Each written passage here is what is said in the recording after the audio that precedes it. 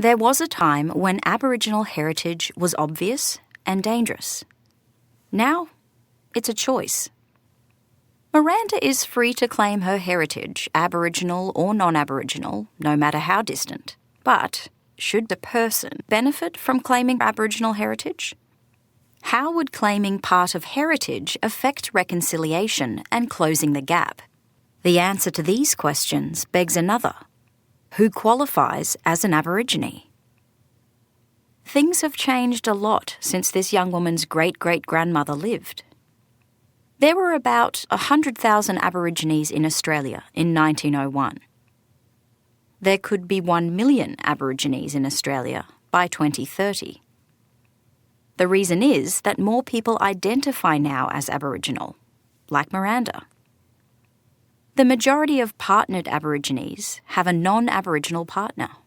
About 9 out of every 10 babies born to these couples are recorded as Aboriginal, generation after generation.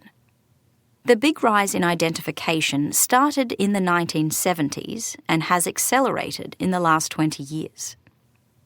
What was once obvious and might cause prejudice is no longer. Aboriginal identity is now celebrated. Does identity matter? Well, yes, it does. Australia was put through a very divisive referendum where some Aborigines wanted special consideration in the Australian Constitution. They claimed their voices were not heard.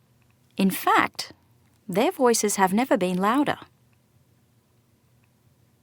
Identity has many aspects: race, land, language, law, belonging to a community. Which ones determine identity? Which ones create a right to benefits? People of Aboriginal descent can claim benefits that other Australians cannot. Even when they are middle class and all but white, have no Aboriginal land, language or belief. Do the claims of Aboriginal identity justify the division it causes? Is there some need because some distant relative was Aboriginal? Is there some difference between Aborigines and others that cannot be reconciled? For part Aboriginal people, reconciliation took place before they were born.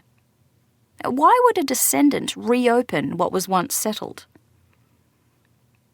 There is nothing in Aboriginal genes that creates culture, poverty, or ill health. It does not create a gap. If heritage is important, most Aborigines are of mixed heritage. So how come those with any Aboriginal heritage can claim benefits? Most Aborigines live in suburbs or regional cities. The number of Aborigines who live in remote Australia is declining. About 100,000 Aborigines have land rights, and almost all of the lands are remote. Land rights have few benefits and a big downside. It keeps people away from the economy. Overcrowding and lack of education are a problem for some Aborigines in remote communities. About 60,000 Aborigines speak an Aboriginal language. The big downside of Aboriginal language maintenance is that it can mean less attention is paid to English, which is essential to survival. Each day, Australians are reminded to acknowledge and respect Aboriginal culture. What does it mean to acknowledge and respect culture? We can respect a person, but can we respect a culture? And what is it? Well, it means rules by which people live. Law and religion are part of that. Little remains of law, much of which was harsh and unforgiving. About 7,000 Aborigines practice an Aboriginal religion. Aboriginal heritage is protected by law. This can be strengthened, but few Aborigines have rights to claim heritage because they are usually tied to land. Land has few benefits.